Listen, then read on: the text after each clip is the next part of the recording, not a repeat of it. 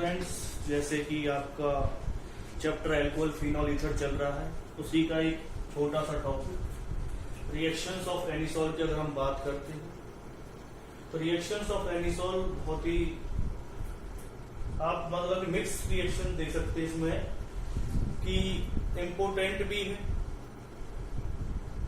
और सबसे पहले इसमें कुछ रिएक्शंस ऐसी हैं जैसे कि रिएक्शंस विद HI, जिसके बारे में हम डिटेल में पढ़ेंगे। मैं एक वीडियो डालूंगा HI के साथ रिएक्शन का, क्योंकि HI के साथ जो रिएक्शंस होती हैं बहुत ही इंपोर्टेंट रिएक्शंस होती हैं ईथर की। तो वहां पर मैं डिटेल में बताऊंगा कि इस रिएक्शन में जो प्रोडक्ट बना है वो किस तरह से यही आया है और कोई प्रोडक्ट क्यों नहीं आया, CH3 आया। अगर वैसे तो जो ईथर होते हैं उनकी हाइड्रोलिसिस पॉसिबल नहीं हो पाती। क्यों पॉसिबल नहीं हो पाती? क्योंकि ईथर्स के केस में जब हम हाइड्रोलिसिस करते हैं तो ये थोड़े ज्यादा स्टेबल रहते हैं, क्योंकि इनके पास भी वाटर के पास भी लोन पेयर, ऑक्सीजन के पास भी लोन पेयर है, तो ये वाटर के साथ जनरली रिएक्शंस नहीं करते, सिर्फ सॉल्युबल हो जाते हैं वाटर के अंदर, रिएक्शंस नहीं देते। लेकिन अगर हम एसिडिक प्रेजेंस में करते हैं रिएक्शन तो चांस होते हैं कि रिएक्शन दे और इसका जो बॉन्ड है वो ब्रेक डाउन हो जाएगा और क्या बना देगा, CH3। फिर जब हम आगे रिएक्शंस की बात करते हैं तो आगे कुछ रिएक्शंस जो हमें पढ़नी है इसमें, जो OCH3 ग्रुप आपको दे रखा है, ये ortho para directing group, ortho para directing group, ये एक ऑर्थो पैरा डायरेक्टिंग ग्रुप।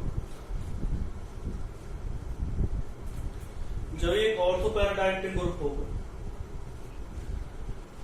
तो आपको बता रखा है मैंने क्यों ऑर्थो पैरा डायरेक्टिंग ग्रुप है। अगर आपको नहीं पता तो एक बार आप जो मैंने रिएक्शंस करवाए थे, रिएक्शंस ऑफ एनिलीन, वहां पर मैंने रेजोनेंस टॉपिक करवाया है, एक बार रेजोनेंस को डिटेल में पढ़ लें, आपको चीज समझ में आ जाएगी कि ये ऑर्थो पैरा डायरेक्टिंग क्यों होता है। जो ये ऑर्थो पैरा डायरेक्टिंग है लेकिन ये इतना हाईली एक्टिवेटिंग नहीं होता जैसे OH और NH2 होती है, ये इतना ज्यादा एक्टिवेटिंग नहीं होता। तो रिएक्शंस अगर हमें करवानी, जैसे आप अगर इसकी ब्रोमिनेशन करवाना चाहते हैं तो ब्रोमिनेशन करवाने पर जो ब्रोमीन ग्रुप लगेगा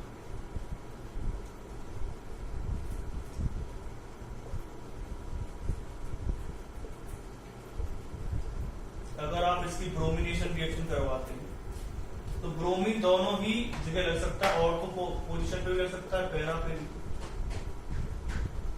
और इसका नाम क्या रहेगा? इसका नाम आ जाएगा 4 ब्रोमो एनिसोल और इसका नाम क्या आएगा, 2 ब्रोमो एनिसोल। ये इसका मेजर प्रोडक्ट होगा। ये भी मैं बता चुका हूं कि क्यों मेजर और माइनर होते हैं। अगर कहीं एक्सेप्शनल केस आता तो उसके बारे में भी आपको तुरंत बता देता। अगर आप इसकी नाइट्रेशन करते हैं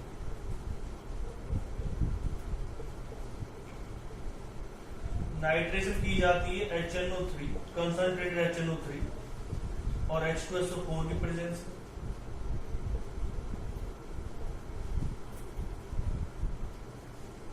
इसमें भी 2 प्रोडक्ट बनेंगे, एक ऑर्थो पोजीशन पे बनेगा और एक बनेगा पैरा पोजीशन में।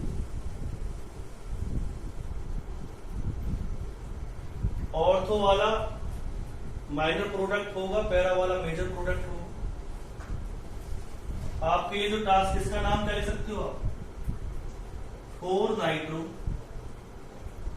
एनिसोल और इसका नाम क्या रहेगा, 2 नाइट्रो एनिसोल। अब कौन सा मेजर प्रोडक्ट है, कौन सा माइनर प्रोडक्ट है, तो आप समझ गए। ये मेजर रहेगा, ये माइनर रहेगा। इसका नाम आपको बताइए फिनोल और इसमें ये भी क्या बन रहा है,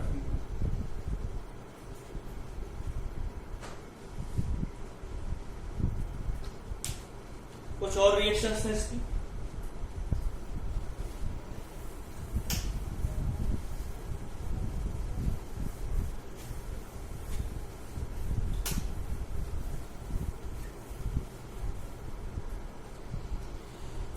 अब इसमें थोड़ा चौक की जगह पे हम मार्कर का यूज करने लगेंगे, तो इसमें आप बता दीजिए कि क्या पहला जो चौक वाला सिस्टम था वो ज्यादा बेटर, तो उसी का यूज कर लिया जाए। और अगर आपको लगता है कि मार्कर वाले सिस्टम से ज्यादा अच्छी तरह समझ में आ रहा है तो फिर मार्कर वाले से कंटिन्यू करेंगे। आप कमेंट सेक्शन में इसके बारे में बता सकते हैं कि सर मार्कर वाला सिस्टम ज्यादा सही है सॉरी, और अगर चौक वाला तो चौक वाले के बारे में। जितने ज्यादा कमेंट आएंगे पर उसी के बेसिस पर हम प्रोसीड करेंगे कि जो चौक वाले सिस्टम से करें या फिर मार्कर वाले से। अब इस रिएक्शन को आप जानते ही हैं, एसिटाइलेशन रिएक्शन हो गई। एसिटाइल ग्रुप आपने इसमें यूज किया है, इसमें यही क्या रहेगा। अब इनके नाम की अगर हम बात करते हैं, इसके अगर नेम की बात करते हैं, उसका नाम रहेगा 4-मेथॉक्सी एसिटोफिनोल, और इसका नाम क्या रहेगा 2-मेथॉक्सी एसिटोफिनोल।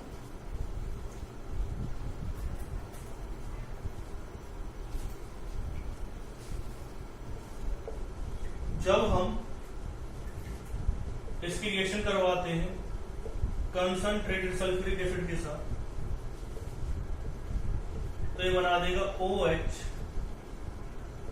SO3H OCH3 SO3H।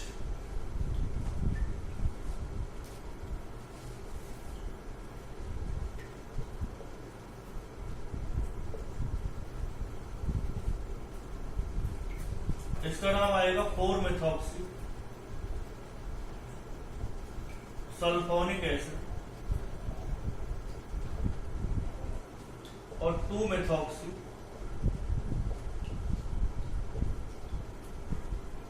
Sulphonic acid. ये इसका मेजर प्रोडक्ट रहेगा, ये क्या रहेगा माइनर। और आपने किया क्या इसमें सल्फोनेशन, तो ये रिएक्शन भी आपको पता चल गई है इसकी। इसमें मैंने बता दिया कौन सा प्रोडक्ट मेजर रहेगा, ये मेजर प्रोडक्ट रहेगा। ये कौन सा प्रोडक्ट रहेगा मेजर रहेगा, सॉरी ये मेजर प्रोडक्ट रहेगा, और ये कौन सा प्रोडक्ट रहेगा ये माइनर।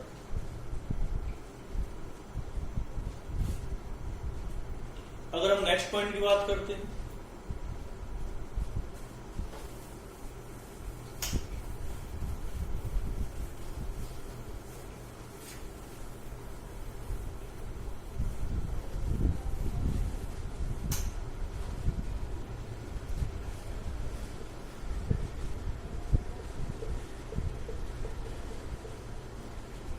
एक लास्ट रिएक्शन है इसकी।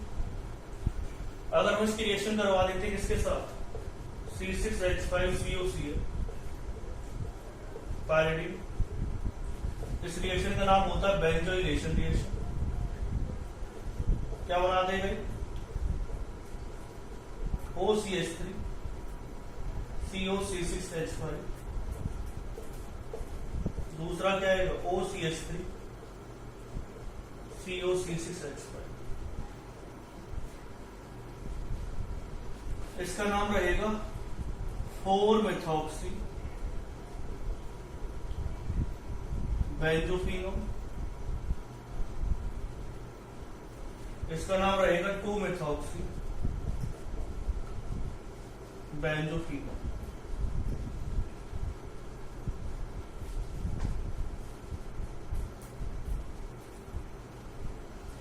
तो कौन ज्यादा स्टेबल रहेगा, और कौन ज्यादा प्रोडक्ट बनेगा, ये मेजर बनेगा और दूसरा क्या बन जाएगा माइनर। तो ये रिएक्शंस मैंने आपको बता दिया एनिसोल की किस तरह से रिएक्शंस होंगे।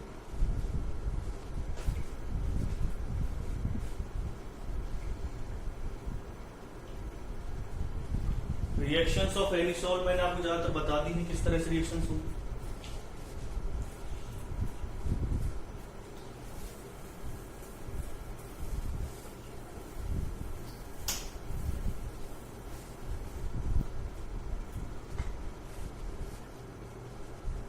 कुछ रिएक्शंस तो मैं पूरी डिटेल में बताऊंगा आपको,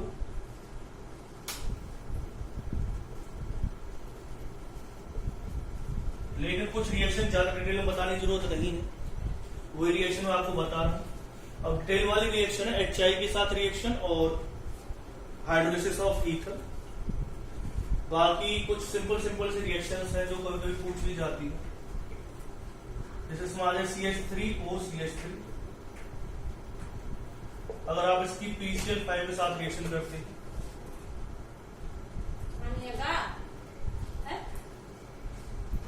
CH3Cl और साथ में क्या आएगा PuCl,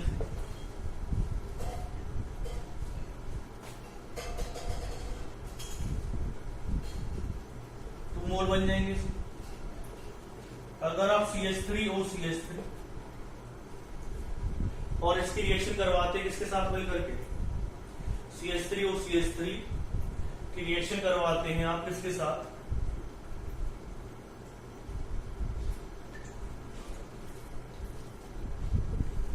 Cl2, थोड़ी सी इसमें चेंज कर देते हैं, CH3 CH2O CH2CH3।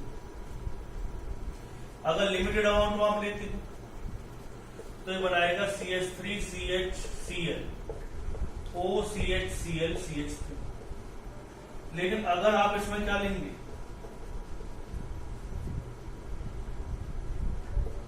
जो अमाउंट है क्लोरीन की, क्लोरीनेशन अगर आप करवा रहे हैं लाइट की प्रेजेंस में, और आपने अगर एक्सेस अमाउंट में ले लिया तो क्या बना देगा, सब जगह क्लोरीन लग जाएगा। CCl3 CCl2O CCl2 CCl2। अगर आप ईथर की रिएक्शन Al2O3 के साथ करते हैं तो इसमें एलिमिनेशन रिएक्शन होगी, क्या बना देगा, CH2 डबल बॉन्ड CH2। तो PCl5 के साथ जो रिएक्शन वो मैंने आपको बता दी, सब्स्टिट्यूशन रिएक्शन होगी। रिएक्शन में किस तरह से प्रोडक्ट बने वो मैंने आपको बता दी। क्लोरीनेशन के साथ रिएक्शन करवाते हैं, सब्स्टिट्यूशन रिएक्शन होगी, और जो ऑक्सीजन से साइड कार्बन प्रेजेंट है उनपे क्लोरीन लग जाएगा। इन्हीं पे क्यों लगा है, क्योंकि वहां पर रेजोनेंस स्टेबलाइजेशन हो जाएगा। तो इस तरह से यहाँ भी क्लोरीन लग गया। अगर आप ज्यादा लिमिटेड एक्सेस अमाउंट में लेते हैं सब जगह क्लोरीनेशन हो जाएगा। अगर आप Al2O3 की प्रेजेंस से लेकर हीट करते हैं तो क्या बना दे, एलिमिनेशन प्रोडक्ट बना। तो ज्यादातर ये थोड़ी सी अलग तरह की रिएक्शंस थी ईथर की जो मैंने आपको बता दी। अब हम बात करेंगे फिजिकल प्रॉपर्टीज ऑफ एल्कोहल्स के बारे में। ज्यादा कुछ नहीं है फिजिकल प्रॉपर्टीज ऑफ एल्कोहल्स में भी, सिंपल सा ही टॉपिक है।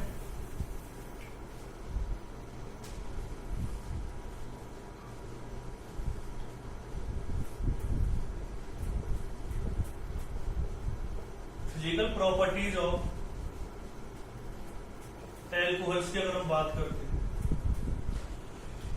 तो सबसे पहले जो आएगा फिजिकल प्रॉपर्टीज ऑफ एल्कोहल्स में वो आएगा कि फिजिकल प्रॉपर्टीज ऑफ एल्कोहल में जहां पॉइंट आता है वो है सबसे पहले सॉल्युबिलिटी। जब सॉल्युबिलिटी की बात होती है तो ज्यादातर केस में किसकी बात होती है, वाटर के अंदर हम सॉल्युबिलिटी की बात करते हैं। और आप जानते हैं कि एल्कोहल्स हाईली सॉल्युबल होते हैं। एल्कोहल्स आर हाईली सॉल्युबल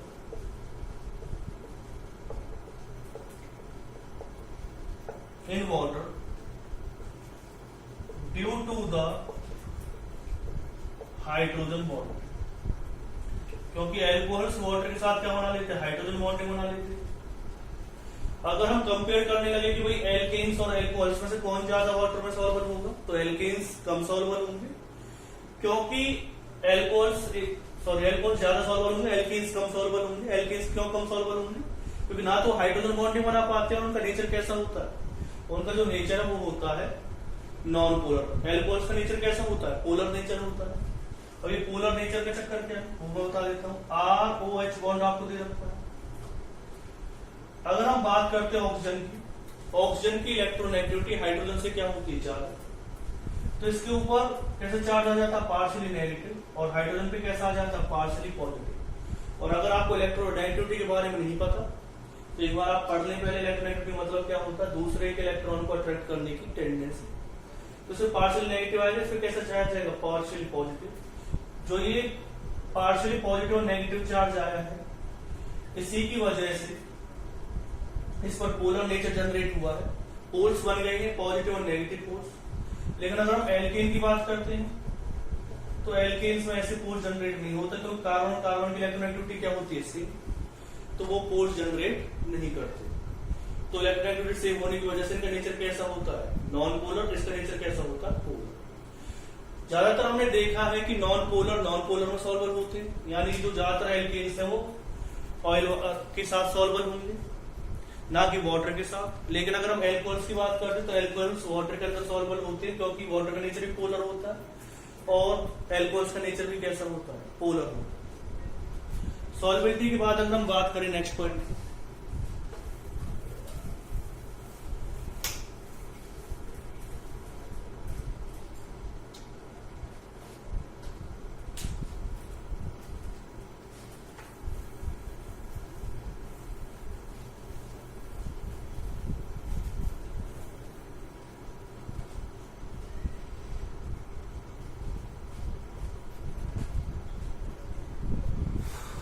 अगर हम बात करते हैं इसमें फिजिकल प्रॉपर्टीज ऑफ एल्कोहल्स में अगर हम बात करते हैं तो पहला जो पॉइंट है वो आता है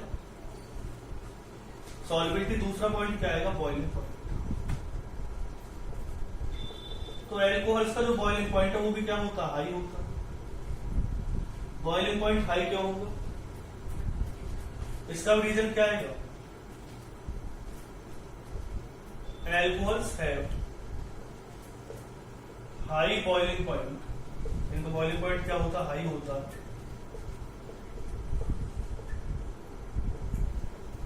due to the intermolecular hydrogen bond.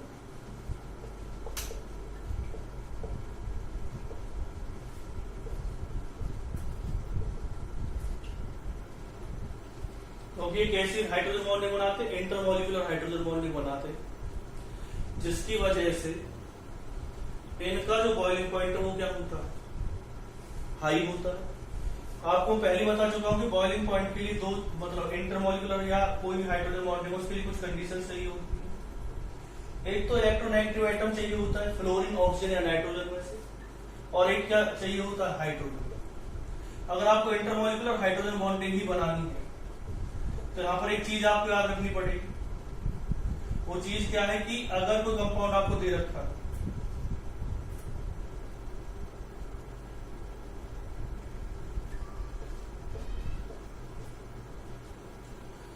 तो उस कंपाउंड इंटरमॉलिक्यूलर की बात कर रहा हूं मैं। इंटरमॉलिक्यूलर हाइड्रोजन बॉन्डिंग अगर आपको बनानी है तो इलेक्ट्रोनेगेटिव एटम होना चाहिए फ्लोरीन, ऑक्सीजन या नाइट्रोजन, और उसके साथ हाइड्रोजन डायरेक्टली अटैच होनी चाहिए। मैं बात कर रहा हूं इंटरमॉलिक्यूलर हाइड्रोजन बॉन्डिंग की। फिर एक बार रिपीट कर देता हूं, यानी जब दो मॉलिक्यूल्स आपस में ही हाइड्रोजन बॉन्डिंग बनाते तो एल्कोहल्स इस वजह से बना पाते हैं क्योंकि अगर हम दोनों के केस को देखें तो एल्कोहल्स के पास इलेक्ट्रोनेगेटिव एटम है ऑक्सीजन और उसी के साथ डायरेक्टली हाइड्रोजन अटैच है। तो ये इंटरमॉलिक्यूलर क्या बना देगा? हाइड्रोजन बॉन्डिंग बना सकता है और उस वजह से इसका बॉइलिंग पॉइंट क्या हो जाएगा? हाई हो जाएगा। जब इसका बॉइलिंग पॉइंट हाई हो गया तो अगर हम बात करते हैं ईथर्स के साथ इसका कंपेयर करते हैं जिनका मॉलिक्यूलर मास क्या है इसकी कंपेयर में बिल्कुल सेम हो, थोड़ा बहुत कम या ज्यादा हो, जैसे कि दोनों हमने कंपाउंड ली। ऊपर वाला आप जानते हैं ईथर, ये क्या है? एल्कोहल। तो एल्कोहल का बॉइलिंग पॉइंट ईथर से क्या होगा? ज्यादा होगा। एल्कोहल का बॉइलिंग पॉइंट ईथर से ज्यादा क्यों होगा? क्योंकि एल्कोहल्स हाइड्रोजन बॉन्डिंग बना सकते हैं लेकिन ईथर हाइड्रोजन बॉन्डिंग नहीं बनाता। ईथर हाइड्रोजन बॉन्डिंग क्यों नहीं बनाते? एक चीज आपके सामने क्लियर है, क्योंकि इसमें ऑक्सीजन तो है इलेक्ट्रोनेगेटिव एटम, लेकिन ऑक्सीजन के साथ कार्बन अटैच है। ये हाइड्रोजन हम इस तरह से लिखेंगे इसके साथ दोनों साइड में क्या अटैच है, कार्बन अटैच है, ना कि हाइड्रोजन डायरेक्टली अटैच है। तो ईथर इंटरमॉलिक्यूलर हाइड्रोजन बॉन्डिंग नहीं बनाता, इसलिए उसका जो बॉइलिंग पॉइंट है वो एल्कोहल से क्या रहेगा, जो कंपेरेबल मॉलिक्यूलर मास के एल्कोहल से उनके कंपेयर में उसका जो बॉइलिंग पॉइंट वो कम होता है, ईथर का बॉइलिंग पॉइंट कम होता है और एल्कोहल का क्या होता है, ज्यादा। एक चीज और भी है कि अगर हम बात करते हैं एल्कोहल्स में, जैसे कि एक आपने एल्कोहल लिया CH3OH और एक ले लिया CH3 CH2OH, तो इसका जो बॉइलिंग पॉइंट है, इसका जो बॉइलिंग पॉइंट होता है ये सॉरी बॉइलिंग पॉइंट तो इसका क्या रहेगा, कम रहेगा, इसका क्या रहेगा, ज्यादा रहेगा। लेकिन अगर मैं आपसे कहूं कि सॉल्युबिलिटी किसकी ज्यादा होगी दोनों में से वाटर में, तो इसकी सॉल्युबिलिटी ज्यादा होगी, इसकी क्या होगी, कम। इसकी सॉल्युबिलिटी कम क्या होगी, जब नंबर ऑफ कार्बन इंक्रीज होती है एल्कोहल्स के केस में तो सॉल्युबिलिटी डिक्रीज हो जाती है। ये चीज आप ध्यान रखिए, जितनी ज्यादा कार्बन इंक्रीज होंगे उतनी सॉल्युबिलिटी क्या हो जाएगी, कम हो जाएगी। अब ईथर की सॉल्युबिलिटी की अगर हम बात करें तो ईथर जो होते हैं वो ethers are soluble in water, are highly soluble in water, highly soluble in water, like alcohols due to the formation of hydrogen bond.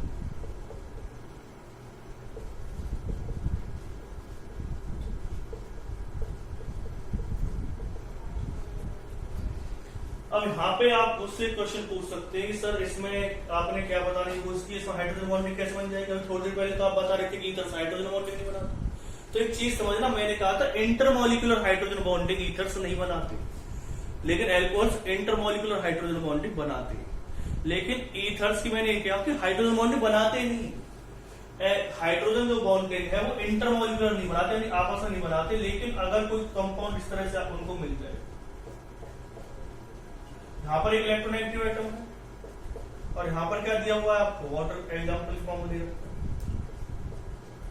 तो सीधी सी बात है हाइड्रोजन बॉन्डिंग बना सकते।